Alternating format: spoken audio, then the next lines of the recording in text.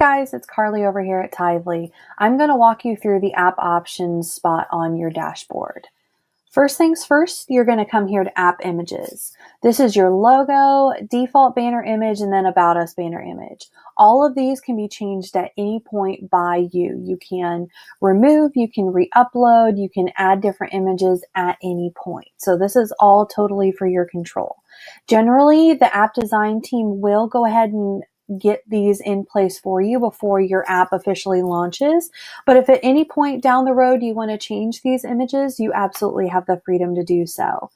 Now, the logo image is kind of our default image for your app. So for example, if there was a sermon added, there was no image attached to that sermon at all, and it goes to play and there's no image to grab, it's going to grab this by default. That way there's an image there and not just a blank space. The default banner image is what is above the news feed. So whatever image you want above your news feed is where you can, this is where you can add that. And of course, the About Us banner is where you can add your About Us banner so that you can have full control over that, add whatever you want at any point if you want to change that at all. So that's images. Next thing we're going to go over here to is theme. Now, this is where the theme color for your app is selected. Now, again, a lot of times your app designer is going to have all of this set in place for you, so you don't have to mess with it. But it's good to know that at any point, if you wanted to go in and make some tweaks, you absolutely can. We have a color picker here where you can go in and change the color to anything that you want within the app.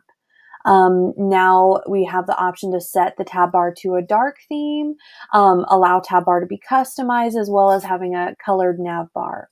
So these are some great options as well. When you select colored nav bar, it's going to make this the color of the nav bar at the top. So really great options. There's also the option to use drawer menu for Android. Now, if we click here, this kind of gives you more of a visual so you can see what we're talking about. iOS has a very distinct tab navigation, and that's how most iOS apps work. There's always a tab navigation. Well, Android has a drawer menu option just because it's something that is frequently used on Android. So we do give the option to have a drawer menu. So as you can see here, there's tabs, but then for the drawer navigation, you select this and then it slides over and you'll see the options there versus having the tab navigation there. So great option, definitely something to look into. If it's something you want, you can check mark it here, or you can uncheck it if you want it to be a tab navigation like on iOS. So that's images, theme in your app options. If you guys have any questions, absolutely feel free to contact support. Have a great day.